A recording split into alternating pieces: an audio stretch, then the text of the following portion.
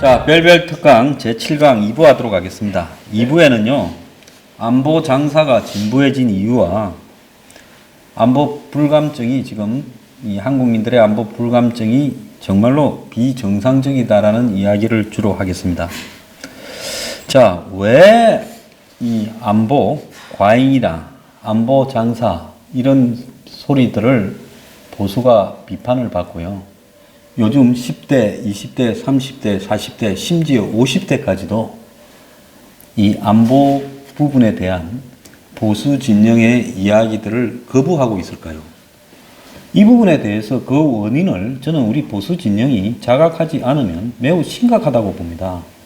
저는 출세를 하기 위해서 보수 장사를 하는 사람, 돈을 벌기 위해서 보수 장사를 하는 사람도 많이 있다고 봐요. 그런 사람들의 수준에서 나오는 보수의 담론이라 아젠다라는 것이 그야말로 국민들 다수에게 외면을 받고 있다는 겁니다.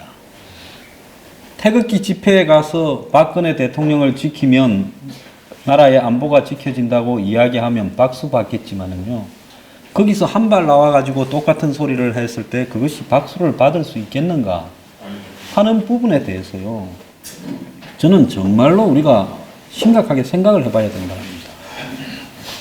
박근혜 대통령이 안 됐다, 그리고 박근혜 대통령을 구출해내야 된다 하는 부분은 개인의 자유고요. 그럴 수 있어요. 그렇지만 그런다고 해서 한국의 보수가 살아나고 문정권이 무너지고 박 대통령이 저 권력을 뺏긴 부분에 대한 모든 것이 없어지는 게 아니죠. 그대로 남아있는 거죠. 자, 그래서 이 보수는요, 정말로 지금까지 우리가 봤던 보수라는 게 이게 보수인가? 안 그러면 썩은 권력의 나부랭인가? 아니면 권력의 앞잡이였던가? 기득권이었던가? 이런 부분에 대해서 우리 스스로 큰 자성을 해야 된다, 저는 생각을 합니다. 자, 지금 왜 한국의 이 안보를 하면 진부해져 버리는가? 실제 어디 가서 안보 이야기하면요, 직장이나 뭐 가족이나 자식들, 친구들 사이에서 진부하다는 이야기를 굉장히 많이 받고 있을 겁니다. 그런 소리 다 하지를 마라. 보수하는 사람들이 그냥 다 겁주려고 했던 이야기 아니냐, 이렇게 이야기를 치부를 해요. 첫 번째 이유는 한국의 세대 교체가 되고 있습니다. 지금 6.25를 겪었던 세대들이 거의 다 사라져가고 있어요. 그렇지 않습니까? 6.25 50년에 태어난 사람이 지금 연세가 어떻게 됩니까? 저보다 14살 많으니까 69이 됩니다. 그러니까 6.25를 겪었던 기억이 나는 그 교훈을 가지고 있는 세대들이 한국 사회에서 사라져가고 있어요. 다 돌아가시고 있어요. 그래서 6.25를 겪었는지 않았는가는 전쟁으로 6.25를 보거나 드라마로 본 거하고 실제 6.25를 경험을 해서 기억 속에 남아있는 거하고는 하늘과 땅의 차이라는 거예요. 그 부분이 저는 매우 중요하다는 거고요. 그러면 보수가 안보를 이야기하는 방법론을 바꿔야 되겠지요. 6.25 겪은 사람들한테 50년대, 60년대, 70년대에 방공 방첩하고 학교 가면 맨날 그 방공 포스터 그리라 하고, 또 방공을 위해서 한마디로 안보를 강하기 위해서 독재도 허용돼야 된다면 그 세대들은 받아들입니다. 그런데 6.25를 겪지 않은 세대들한테 그런 소리를 하면 먹혀들지 않죠. 그 다음에 지금 소위 민주화 운동이라고 하면서 70년대, 80년대에 한국 사회의 민주화를 이렇게 해왔던 사람, 그 사람들은 누구하고 싸웠습니까? 한마디로 6.25 이후에 한국의 보수 세력을 형성해온 이 군인 출신 대통령들과 싸운 사람이죠. 박정희, 전두환, 노태우요. 그러면 흔히 뭐 산업화 세대와 민주화 세대의 충돌이라지만은 이 군사 정부 출신의 대통령들을 타도하자라고 했던 것이 그 사람들입니다. 자, 근데 그 사람들이 지금 어떻게 됐어요, 나이가요? 제가 83학번에 해당되는 나이인데, 제가 지금 나이가 55입니다. 지금 70년대 말에 학생운동을 했던 사람, 60년대에 학생운동을 했던 사람이 벌써 50대 중반, 후반, 60대 초반까지 가버렸어요. 근데 그 사람들이 지금 사회의 주역이 되어버렸습니다.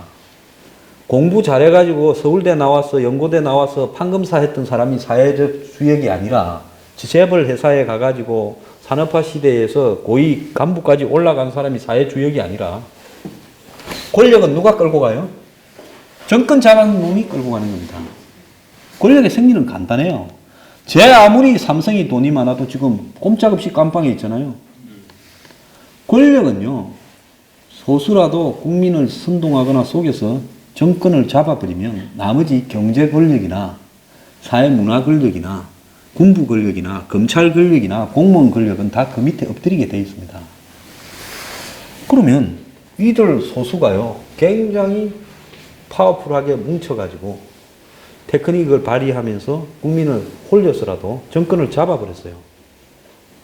자, 근데 이 사람들이 이제는 과거에 김대중 정권 때 그런 사람들이 좀 들어오기 시작했고 노무현 정권 때 많이 들어왔는데 그때만 해도 이 사람들이 나이가 30대 중반, 초반, 후반이었습니다. 그때는 보좌관이거나 비서 행정관이거나 이런 시다바리들이었죠. 간혹 몇 명이 정치권에 들어와 있었지만은 크게 영향을 미친 위치가 되지 못했습니다. 근데 보수 9년 동안에요. 그들로 하여금 이 사회에 한마디로 반대 진영의 안티테제 진영의 주역이 되도록 만들어버린 거예요. 근데 이 사람들이 지금 청와대 임종석이부터 시작해서 민주당의 원내대표였던 우상호부터 해서 박원순부터 해서 조국까지 꽉 다 장악하고 있지 않습니까? 거기만 그렇습니까? 언론계를 가보세요. 386 데모했던 사람들이 언론계에 지금 사장이 되고 있습니다. 언론계만 그렇습니까? 곳곳에 다 그 사람들이 지금 사회 주역이 되는 나이가 돼버렸어요. 자, 이렇게 되면서요, 자연스럽게 386 운동권 출신들이 사회를 장악했는데, 학생 운동을 할 때는 정작 싸움을 많이 했습니다. 자기들끼리 싸움이 더 치열했어요. PD냐, NL이냐, 학교, 대학마다 학생회장을 어느 쪽에서 내느냐 가지고요. 근데 지금에 와서 보면요, 심상정이나 노회찬이는 PD입니다. 임종석은 NL이고요. 근데 둘이 싸웁니까? 한편일 뿐만 아니라 치어리더 역할을 하고 있어요. 이거는 뭔가 하면요, NL 주사파의 논리가 한국 사회의 운동권을 그 당시에는 팽팽하게 싸웠어요. 뭐 CA라는 것도 있고 여러 가지 부류가 있었어요.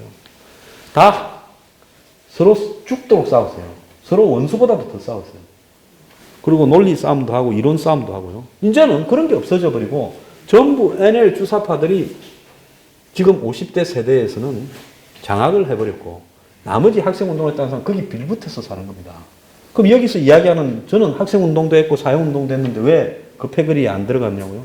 저는 그때부터 그런 부분들에 선을 긋고 독자적으로 했기 때문에 그 사람들을 싫어했고요. 그래서 그 사람들하고는 거리를 두고 사는 거죠. 근데 그렇게 살아온 사람들은 평생을 밀어주고 끌어주면서 자기들끼리의 전대협 커넥션, 한총련 커넥션에서 다 똘똘 뭉쳐서 사는 겁니다. 마피아 조직처럼요. 그래서 임종석이 들어가니까 청와대에 비서관 이상이 26명, 행정관이 수십 명, 뭐 수백 명일지도 모릅니다. 지금 민주당 안에 국회의원, 보좌관부터 시작해서 또 그 사람들이 낙하산으로 내보낸 사람, 이 사회에 NL 주사파 운동권 출신 수천 명이 지금 이 사회 상층부를 장악했고, 수적으로가 중요한 것이 아니라 실제로 권력을 행사할 수 있는 기관에 다 장악됐다는 겁니다. 국방부 장관이 송영무지만은 송영무가 문재인이한테 꼼짝 못 하잖아요. 몇 번 싸웠다가 맨날 깨갱했잖아요. 그건 뭐냐? 문재인은 아무 권력이 없어요. 지 말로 교수고 민간인 자격이라지만 문재인의 특보라는 그 위치, 즉 문재인과의 거리가 가깝기 때문에 송영무가 문재인한테 지는 겁니다. 그러면 임종석은 단지 비서실장이지만 옛날에 김기춘을 왕실장이랬지만 지금 와서 보면 김기춘은 아무것도 아니죠. 임종석은 김기춘에 비하면 황제실장이죠. 그래서 이들이 다 장악해버리니까 검찰요, 저것끼리 프라이드고 뭐고 무슨 검사들 만나서 무슨 술 먹다 보면 밥맛 떨어지는 소리 많이 합니다. 엘리트 의식인데요. 엘리트는 개뿔, 시키는 대로 지금 뭐가 돼버렸어요? 여기서 이 이야기는 잡혀갈 가능성이 틀어도 없는 사람이 대답하세요. 작년에 구말리 같은데 그 이야기를 해도 되겠나요? 아니, 전 상관없습니다. 그 정치 검찰로 완전 적폐 검찰만 하고 있죠. 아이, 그 정권의 충견이 됐다. 네. 이 정도 이야기를 해야지. 맞습니다. 그만까지 생각했습니다. 그 공부 잘하는 인간들은요, 아무리 엘리트 의식이 있어도 기본적으로 출세하고 돈 벌고 하는데 이렇게 몰두하고 또 간이 작기 때문에 그냥 위에만 잡아서 눌러버리면 끌려가는 겁니다. 검찰이고 법원이고 뭐 국정원이고 검사원이고요. 공무원이 엘리트 개뿔이라 그래요. 공무원은 뭡니까? 복지암동. 딱 엎드려 가지고 눈가리만 굴린다. 그게 공무원 아닙니까? 지금도 그럴 거예요. 너희들 이래 사봐라. 한 1년만 지나면 또 끝이다 하면서 가만히 이럴 때는 그냥 소나기가 내릴 때는 처마 밑에서 딱 엎드려 있자 이렇게 엎드리는 거예요. 자, 이렇게 돼버리니까 이 나라는 운동권 몇 명이 나라를 다 끌고 가는 겁니다. 곳곳에 자기 똘마니들 박아놓고요. 정당부터 청와대부터 모든 국가 조직이 그렇게 움직이고 있어요. 학계도 그들한테 장악돼서요. 자, 그런데 어쩌다가 그럼 이 지경이 됐느냐? 보수가 반성을 해보면 안보를 핑계대면서 솔직히 말하면 필요 이상의 독재나 인권 탄압을 한 부분도 반성을 해야 됩니다. 그리고 재벌 편들기를 했던 부분, 아무리 인권 탄압을 해도요, 서민을 위해서 인권 탄압이나 독재를 하면요, 그러면서 다수의 서민들을 위하면 그거 오래 갑니다. 스페인에 프랑코라고 총통이 있었죠. 사회주의화 되어 있던 스페인에 독일의 나치하고 손잡고 다 썰어버렸지 않습니까? 근데 그 사람이 2차 대전이 나기 전에 1930년대에 그걸 했어요. 그래서 해밍웨이 소설 누구를 위하여 종을 울리나가 거기에 나오는 이 뭡니까? 주인공이 누굽니까? 캐리 쿠퍼가 거기 저기 또 잉글리트 버그만하고 나오죠. 거기에 캐리 쿠퍼가 해밍웨이 역할인데 해밍웨이가 그 전쟁에 참여했어요. 그런데 해밍웨이가 거기에 사회주의자로 한마디로 프랑코의 우파, 극우파하고 싸우러 간 거예요. 좌파입니다, 해밍웨이가. 그런데 프랑코 군대에 거의 완전히 패배했죠.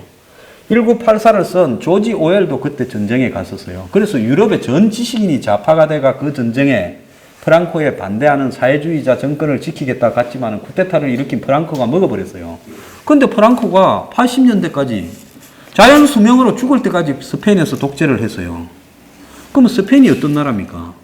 유럽에서 그래도 오랜 전통을 가지고 있는 만만치 않은 큰 나라인데요. 그 독재가 통했다는 것은 뭐겠습니까?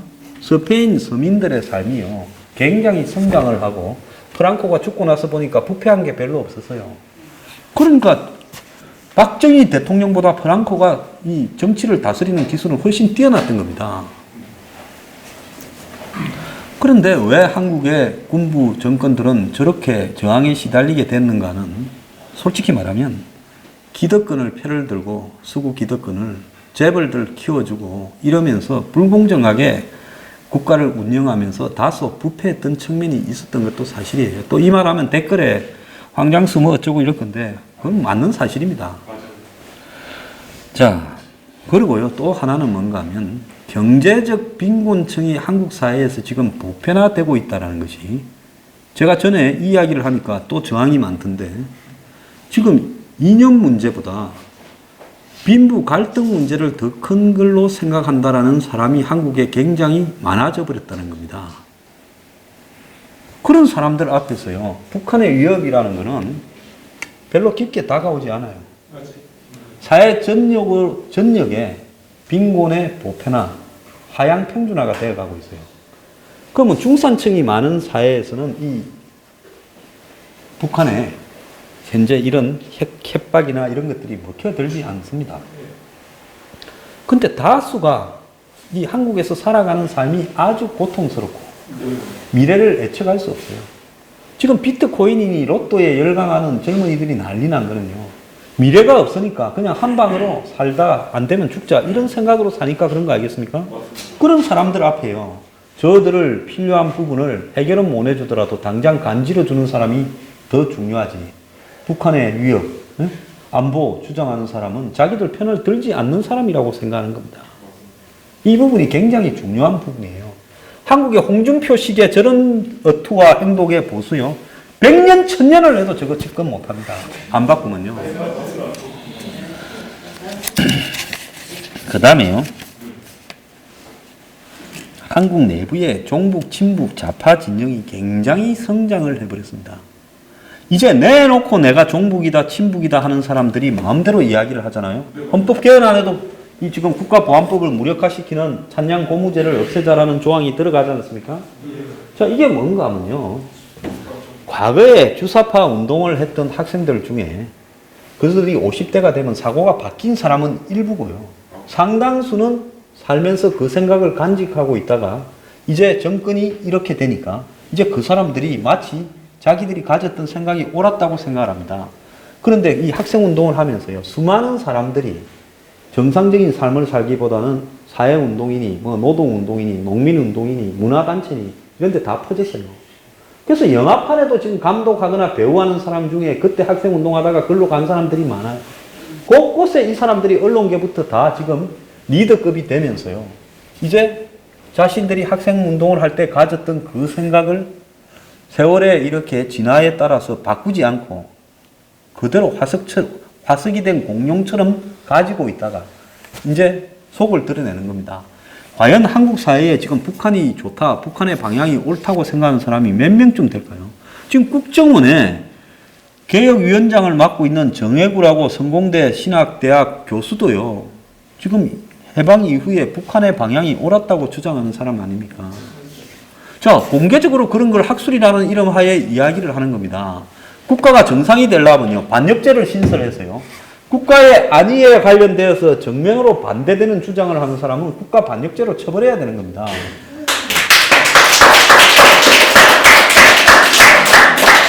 그런데 이제 이들을 위해서 이들이 처벌받지 않도록 헌법도 개정하자라고 하는 것이 공공연해지고 직접 민주주의, 즉 앞으로 헌법을 쉽게 바꾸기 위해서 문 대통령의 개헌은요. 이번에 뭐 연방제까지 간다고 뜬다 선동하는 사람인데 그건 뻥입니다. 이 말을 그렇게 하면 안 되는 거예요. 정확하게 지적을 해야죠. 이 정권이 노리는 거는 이번에 개헌을 쉽게 하고 법률을 바꾸는 걸 국민들이 바꿀 수 있도록 하고 또 국민들이 개헌이나 법률에 영향을 미치도록 하는 조항을 넣어가지고 통과시켜 놓으면 다음 정권 때쯤 가서 개헌을 이제 국회 3분의 2 국민투표가 아닌 방식으로도 쉽게 할 수 있도록 만들어 놓으려는 거예요. 그리고 한마디로 좌파들에 대한 이 노동 분야든 경제 분야든 이런 부분에서 좌파들이 움직일 수 있는 영역 그리고 뭐 국정원이나 경찰에 의해서 체포되지 않을 권리 등을 갖다가 보장을 해놓는 쪽으로 가는 거죠. 그게 개헌 문제의 핵심인 겁니다. 그런데 지금 그걸 갖고 뭐라고 합니까? 일부 보수 언론이요. 그걸 개헌을 비판하는 것은 그 사람들은 이유가 있습니다. 재벌 편든다고 이야기하는 겁니다. 근데 보수 전체가요. 그런 말을 그대로 받아들이기보다는 왜 저러는가 해서 두 번, 세 번을 심각하게 생각해야 되는 거예요. 일부는 또 그게 마치 무슨 이번에 문재인이 슬쩍 연방제 통일을 하려고 합니다. 연방제 조항을 넣으려고 합니다. 그렇게 되는 건 아니에요. 지금 나온 걸로 보면 제가 말하는 정도가 개헌의 목적이고 지방 분권이나 자치는 그거는 뻥입니다. 앞에 내 그런 거예요. 국민의 기본권 향상 그것도 뻥입니다. 사행순이 뭐 대한민국에 사행수가 몇 명 되고 대한민국에 무슨 양심적 병력 거부자가 몇 명 됩니까? 지방 분권이 지금 한국만큼 잘 돼 있는 나라가 어디 있어서 또 지방 분권과 자치를 대해주자고 하는 겁니까? 말 같은 소리라. 전부 그렇게 해줬더만 도둑질 해먹지 않았습니까? 자, 그래서요.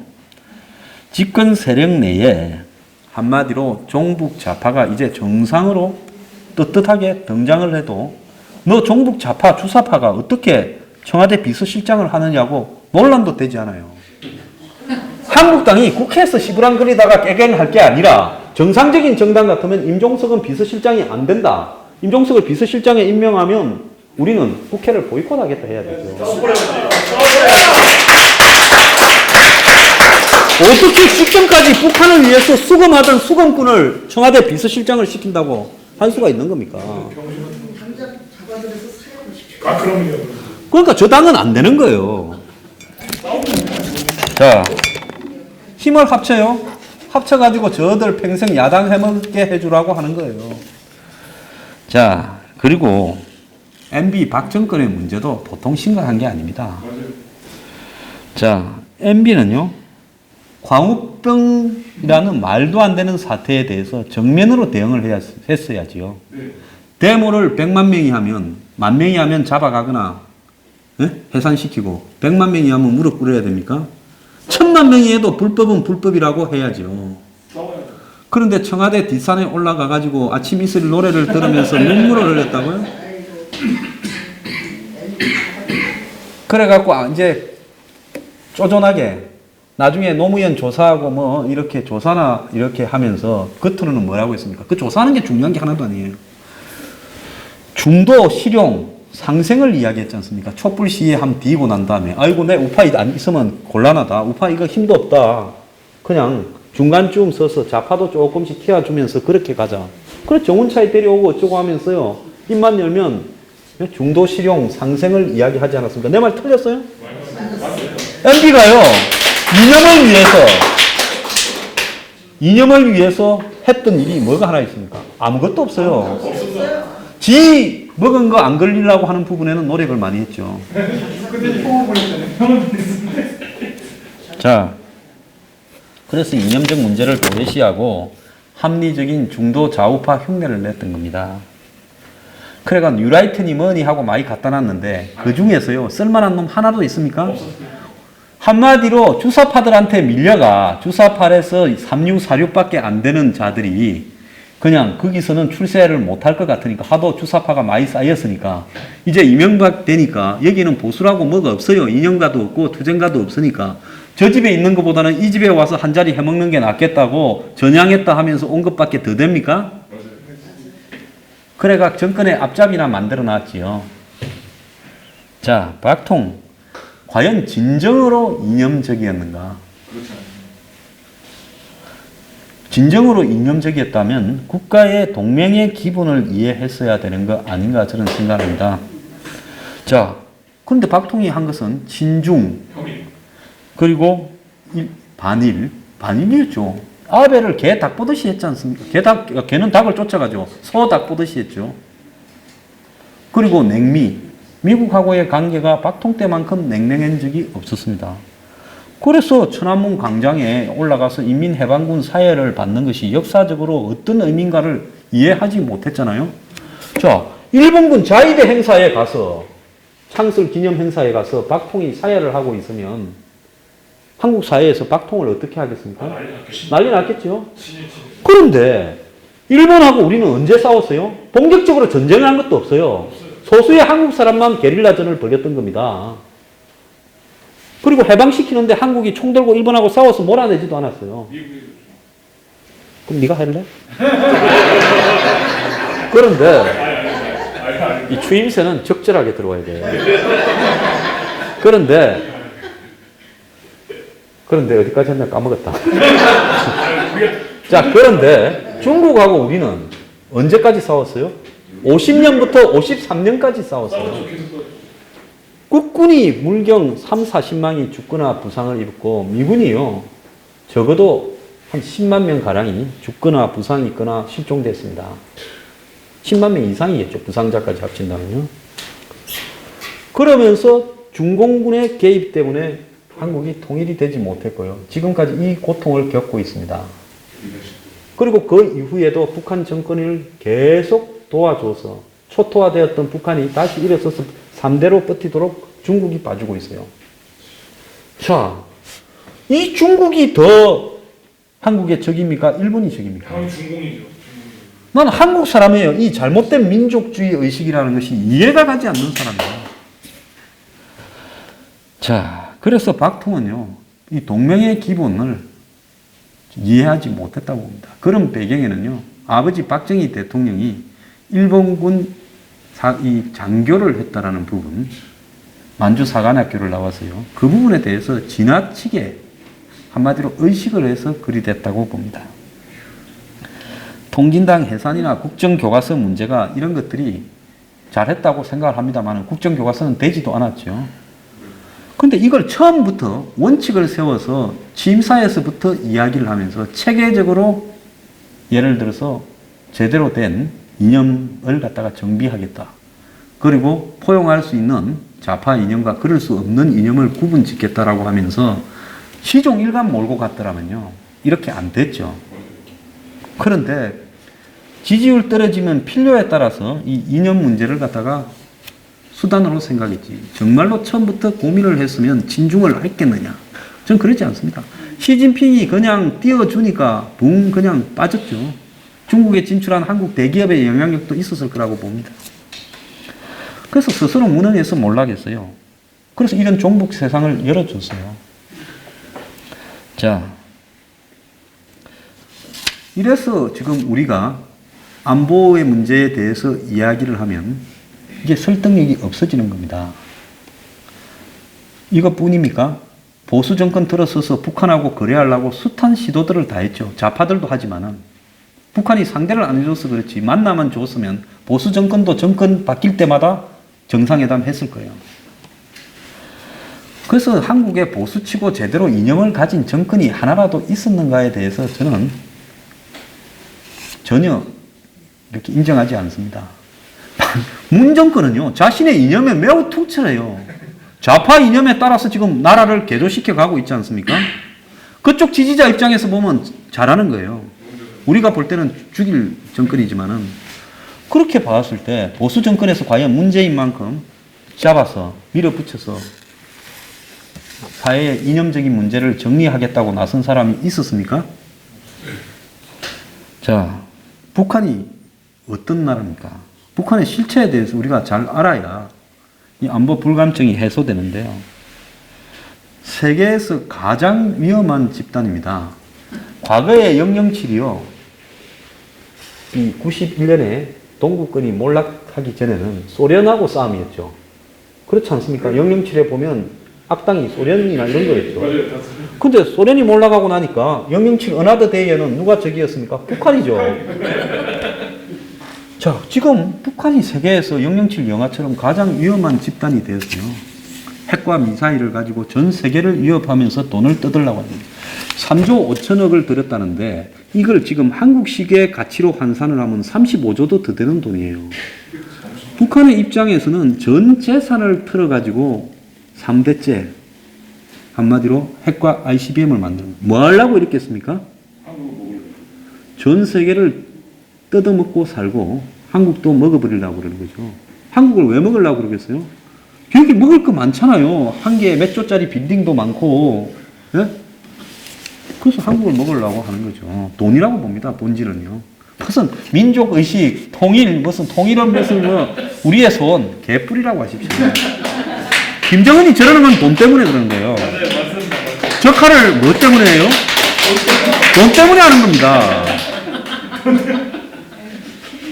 저 나라는요, 저는 통일 반대하는 사람이에요. 왜 반대하냐? 북한에 지금 있는 북한 인민들은 2,500만이 다 돼 가지 않습니까? 민주주의를 한 번도 경험해보지 못했어요. 조선시대에는 같이 살았습니다. 이시 왕조 밑에요. 그러다가 일제 천황시대가 됐습니다. 거기에 또 살았습니다. 이제 해방이 돼서 저기는 곧바로 김씨 왕조 밑에서 살았습니다. 그러니까 북한은 대대로 이시 왕조에서 천황에서 김씨 왕조를 모시면서 살고 있어요. 저 사람들은 민주주의를 경험해보지 못했어요. 북한에 지금 탈북자들이 한국에 와서 잘 정착해서 산다 하지만 그거는 이념에 대해서 완벽한 이해라기보다는요, 생활력과 이런 부분에 대한 자신들의 경쟁력으로 사는 거죠.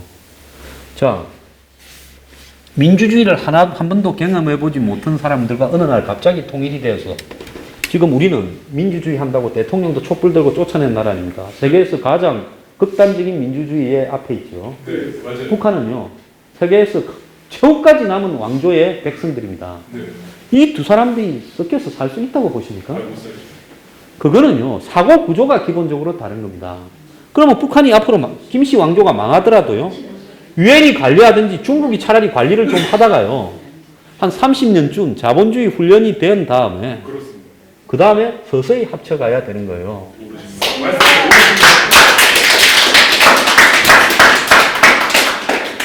자, 민주주의가 없는 북한이 같은 민족이라는 이런 낭만하에요. 그렇게 따지면요, 만주에 사는 조선족도 우리의 훌륭한 민족이고요. 더 나아가서 여진족이나 거란족이나 이런 사람들도 옛날에 한국에서 살다가 간 사람도 있을 겁니다. 그러니까 민족주의라는 걸요, 지금 이야기하는 것은 매우 위험하다는 겁니다. 자, 북한은요, 재래식 무기가 가장 좁은 땅에 제일 강한 강도로 무장이 되어 있는 부분이고요. 여기에 이제 핵하고 ICBM까지 가졌습니다. 북한 정도의 크기의 나라에서 저런 정도의 한마디로 파이팅, 전투력을 가진 나라는 하나도 없을 거예요. 전쟁이 나서 북한 군인하고 한국 군인하고 육박전을 벌이면요. 한국 군인은 잘 먹어서 크고 북한 사람은 작겠죠. 기생충도 많고. 그런데 붙으면 한국 군인들이 이길 거라고 보십니까? 우리는 당나라 군대지요. 제가 볼 때 한마디로 무기뿐만 아니라 정신력 이런 어떤 전투 경험부터 전 세계에 북한 군인을 보내서 전투 경험을 쌓게 했습니다. 한국 군인은 전쟁을 언제 했는지 지금 기억도 다 없는 사람들이에요.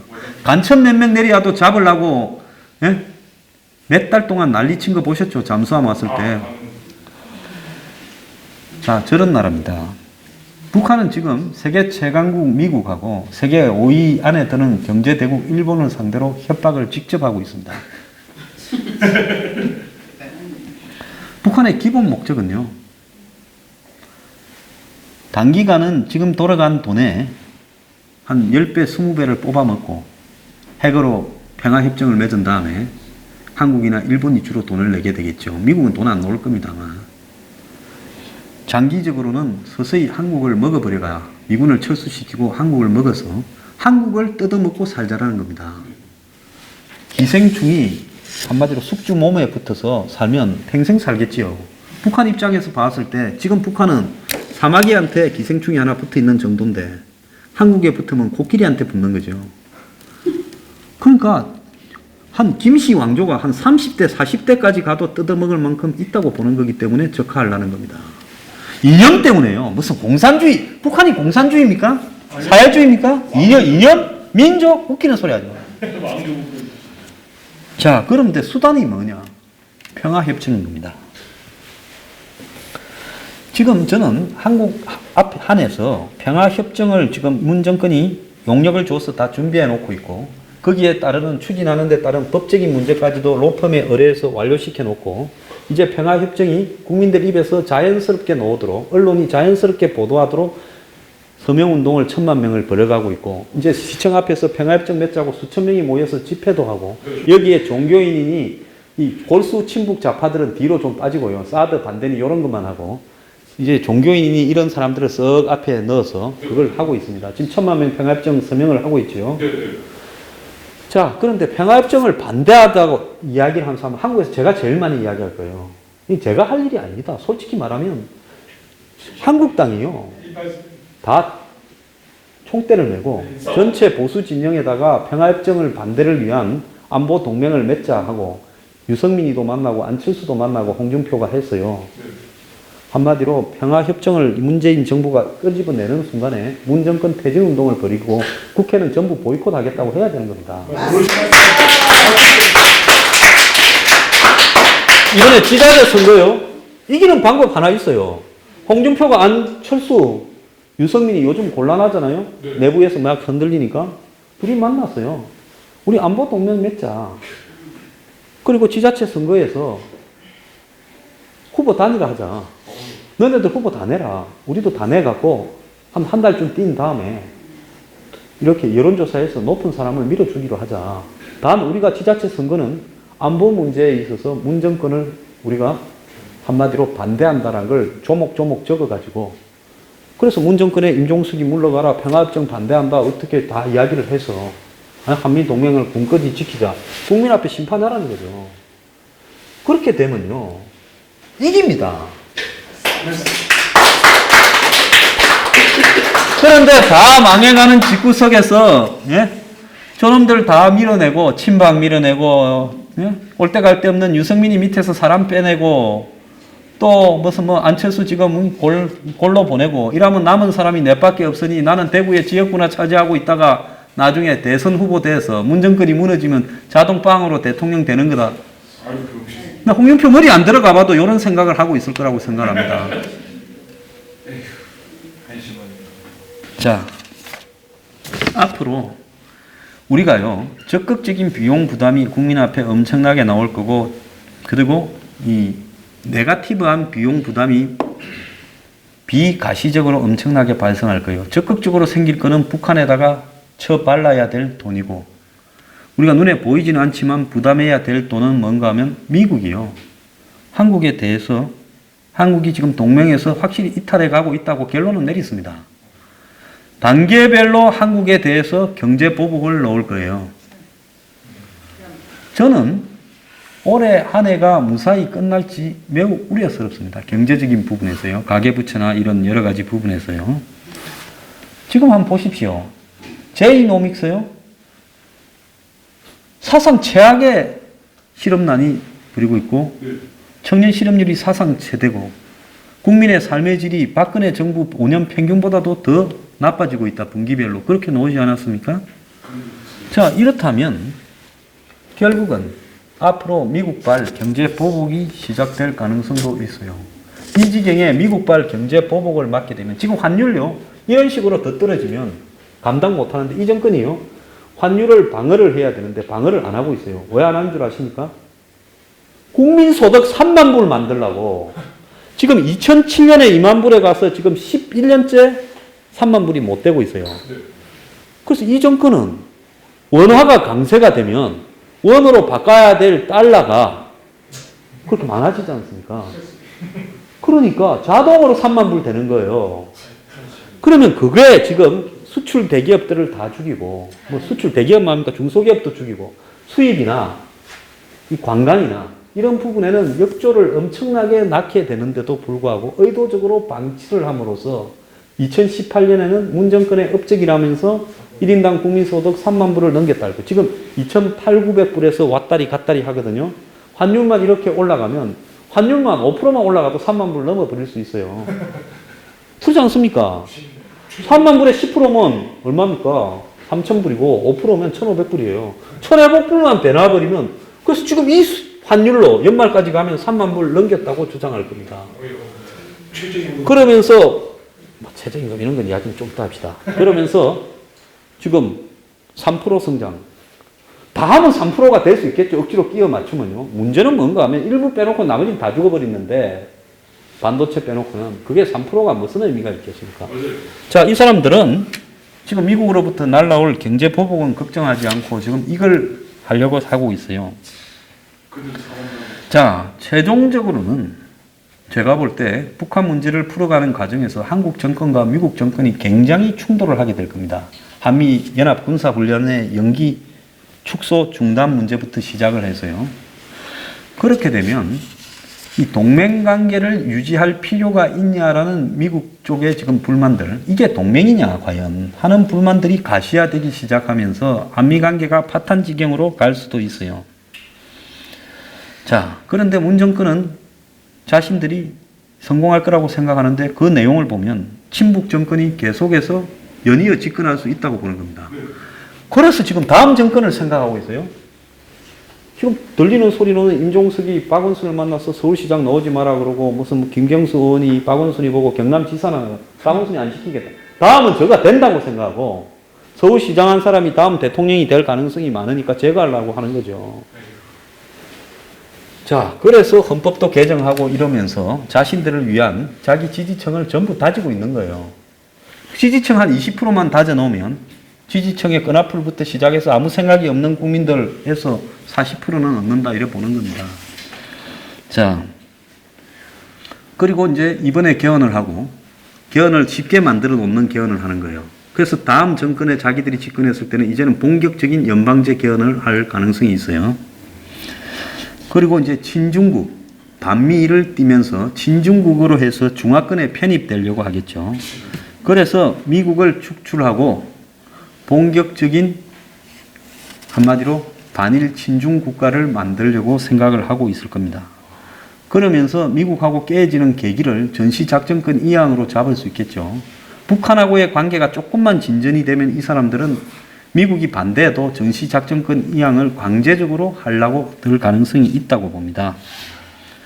자, 그러면 미국은 이제 한국하고 뭐 이 미래사령부니 이런 거는 중요하지 않다 해서 고문단만 좀 남겨놓겠다 하고 다수의 지상군이 빠지고 그 다음에는 이제 다 빠지는 형태로 가버릴 가능성이 있죠.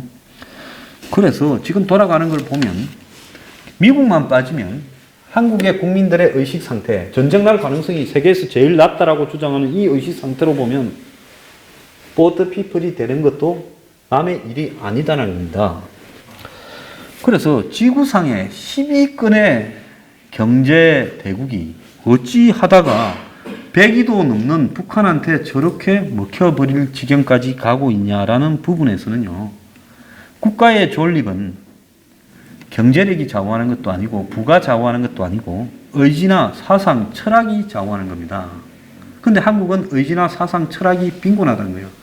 젊은 사람 300만 명이 비트코인하고 자빠지고 예? 이 뭔가는요. 진짜 여기 계신 분도 다 반성해요. 자식 교육부터 다 잘못시킨 겁니다. 그리고 보수에 대한 사고도 잘못된 겁니다.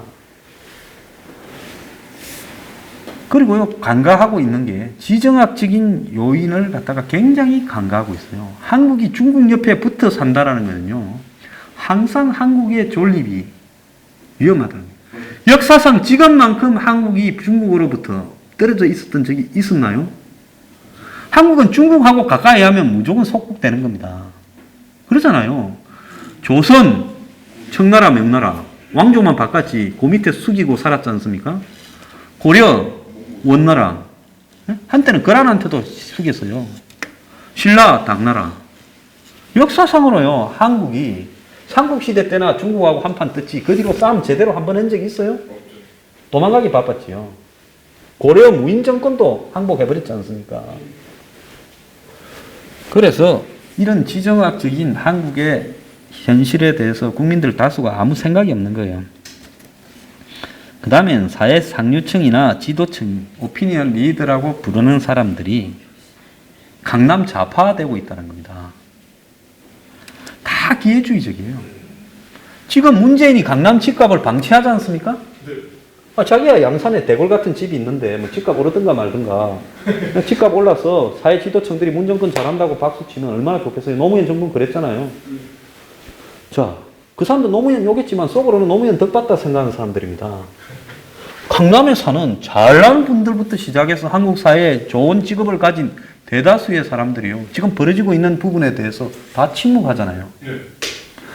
TV고 신문이고 어디 있어도 논쟁이 벌어지지 않습니다. 그러지 않습니까? 매우 잘못된 부분이죠. 심지어 보수 진영 안에서도요. 저들끼리 싸워요. 네가 잘났니 내가 잘났니. 큰 집에 살다가 망해가지고 남 집에 새방에 우글우글 갈면서 저것끼리 맨날 싸웁니다. 왜? 그렇게 싸우는 게 안전하지요. 문정권을 보고 쟤처럼 이야기하면 불안하지요. 먹은 게 있으면 달려갈 거 아닙니까? 그러니까요. 노블레스 오블리주 같은 이런 부분이 한국 사회에는 애초 싹이 없어져 버린 겁니다. 그래서 보수가 집권했을 때 386 국회의원들 보고 보수 정권에서 너네들 주사파에 전향이라도 했냐고 한번 물어본 사람이 없었어요. 요구도 안 했어요. 심지어 임종석이 재단을 가지고 대리 수납을 해주는 동안에 북한의 저작권을 거기에 조사도 한번 안 하지 않았습니까? 그 임종석은 너네 집권하는 동안 날 한번 건들지도 않았는데 왜 이제 와서 지랄이냐 이렇게 하면 뭐라고 할 겁니까? 자, 젊은 층은 아까 말한 대로 사회 불만이 가득 차 있고 양극화에 출구가 없어서 비트코인 같은 도박에 빠져들고 있어요. 노무현 정권의 바다 이야기로 젊은 층을 홀렸지 않습니까? 지금 이번엔 바다 이야기 2예요. 비트코인이. 조치를 취할 듯 하면서 방치하고 있습니다. 그래서 결국 이 사회는요. 진보 좌파라는 사람들이 진보는 뭐 진보도 아니라고 봅니다. 감성적인 시호통을 가지고 포퓰리즘을 이렇게 젊은 사람들한테 던지면서요. 그들을 세뇌시키고 있어요. 그런데 문제는 시호통 정도의 부분이라도 지난 보수 정권들에서 국민들 앞에 보여줬더라면 문재인이 하는 시호통이 먹혀들지 않았겠지요. 대통령이 좀 더 겸손하게 국민들에게 다가가고요. 더 나아가서 대중들의 아쉬운 점이 뭔가를 좀 간지러 주려고도 노력을 했으면 됐는데요. 그냥 대통령 되면 지배 불리거나 안 그러면 아무 생각이 없었던 겁니다. 자,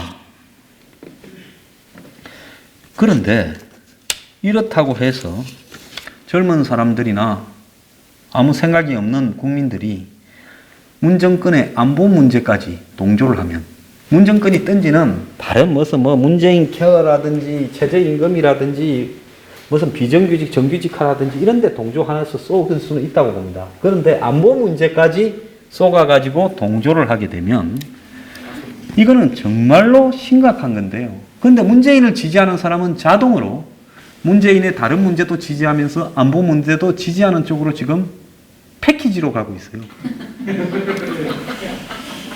그래서 10대부터 40대, 50대가요. 안보 불감증이 이렇게 생기고 있는 겁니다.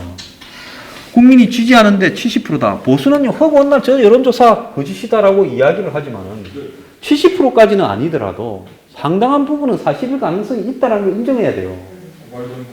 네? 만약에 그게 거짓이라고 하면 보수 언론 중에 하나가 정말로 우리가 독자적으로 돈 내서 여론조사하면서 발표하자. 그러면 우린 당장에 탄압을 받을지 몰라도 앞으로 우리 신문은 산다고 한번 할 겁니다. 그런데 자신이 없는 거예요. 그건 뭔가 하면요. 상당수 국민들을 홀려서 세뇌시키면서 꼬드겨 나가고 있는 부분이 통하고 있다는 거고, 근데 다른 거는 그렇게 돼도요. 또 세상 바뀌면 경제가 나빠지면 아 쏘갔네. 최저임금 한다더만은 우리 일자리만 없어졌네. 뭐 비정규직 정규직 한다더만은 무슨 뭐 일부 공공기업에서 쇼만 하다가 끝나네. 문재인 케어 한다더만은 의료보험 올랐네. 이렇게 하면서 다 돌아오게 돼 있는데요. 안보 문제는 당장에 진행되고 있는 시간이 촉박한 진행형이기 때문에 여기에서 홀려버리면 상당히 문제가 될 수 있다는 겁니다. 자, 결론으로요.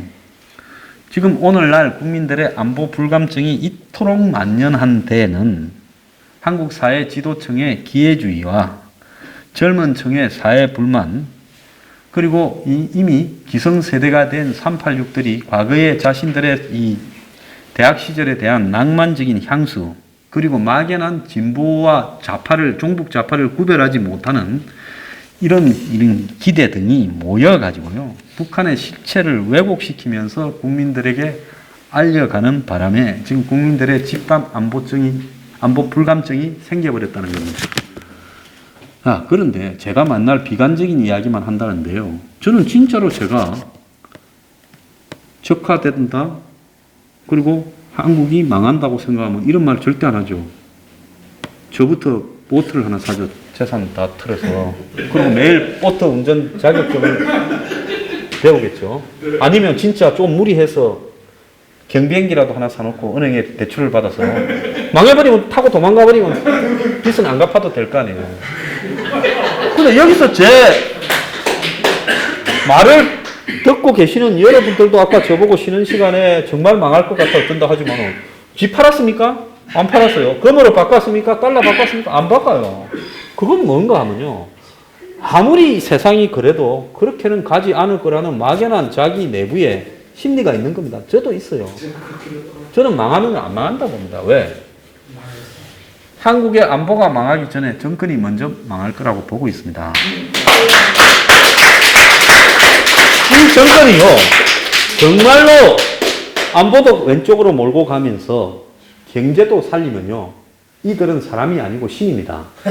그럴 때는 문재인 대통령이 보기 싫고, 문재인이가 보기 싫고, 임정석이 보기 싫어도요, 우리 다 무릎 꿇고, 그간에 씹은 데 대해서는 정말 죄송합니다.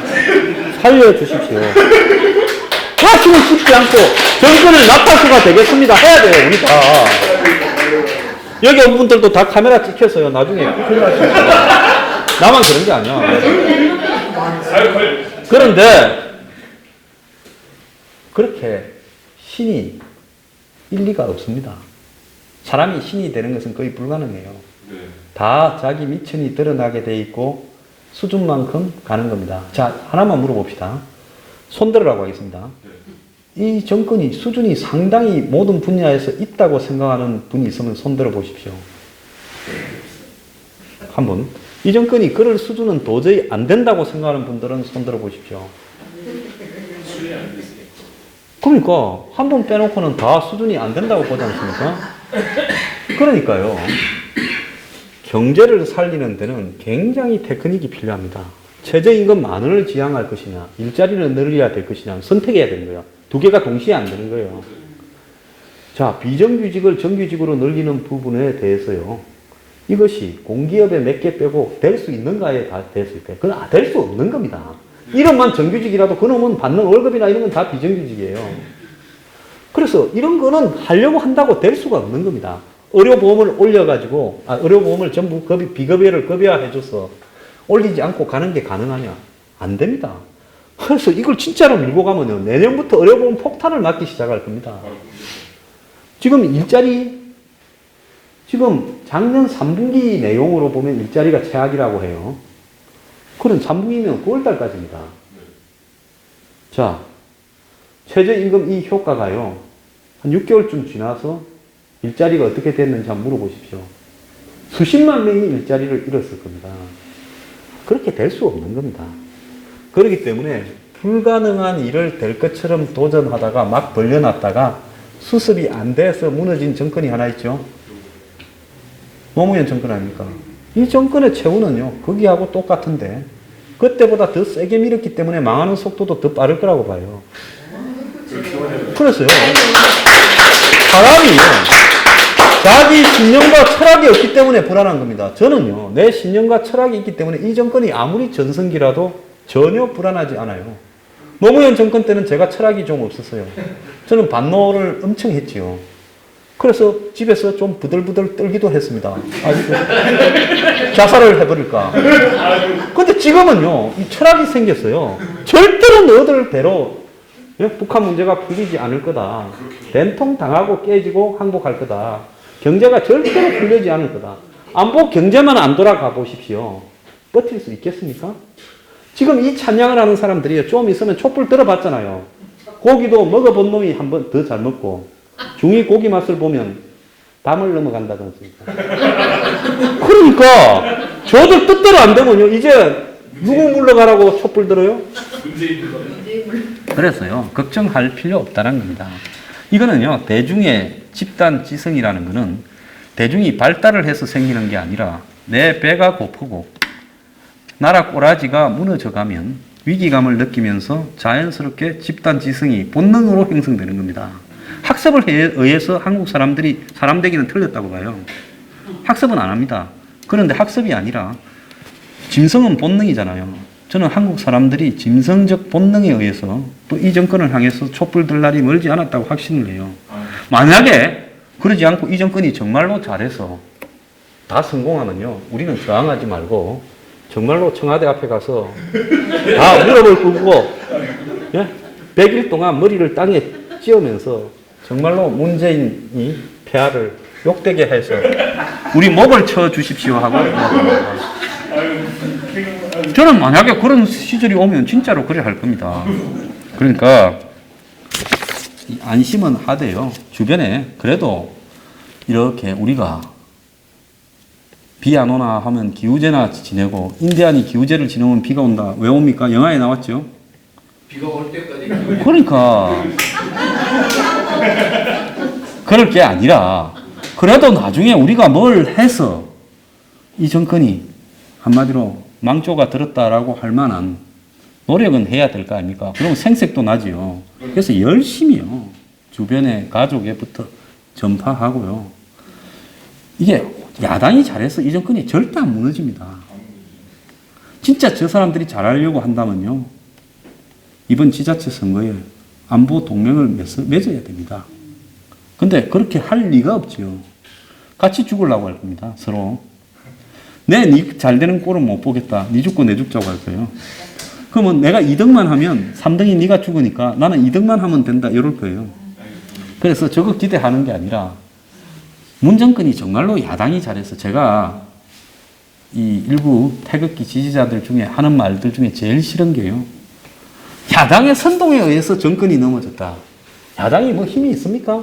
잡아가면 되죠. 이 정권 잘 잡아가잖아요. 그 야당은 아무것도 없어요. 정권은 스스로 무너지는 겁니다. 박근혜 정권 지금 한번 무너지는 꼴을 한번 보십시오. 지금 법정에 가서 정언을 하는 거 한번 보십시오. 문고리부터 시작해서 단 한 명이라도 어린아 충성을 지킵니까? 그 망할만 했기 때문에 망한 거예요. 자, 그러기 때문에 이 정권은 야당이 뭐 그리고 촛불을 뭐 선동을 해서 대거 촛불이 와서 무너졌다? 그런 거 아닙니다. 망할만 했기 때문에 무너진 거고요. 이 정권 또한 망할만 해지면 저절로 무너지게 되어 있습니다. 자, 그런데 북핵 문제가 걸려 있기 때문에 이 정권이 이 고리를 다 풀어가지고요. 해법을 갖다가 내서 성공적으로 돌파한다는 건요. 낙타가 바늘 구멍 들어가기보다 더 어렵다라고 보고 있습니다.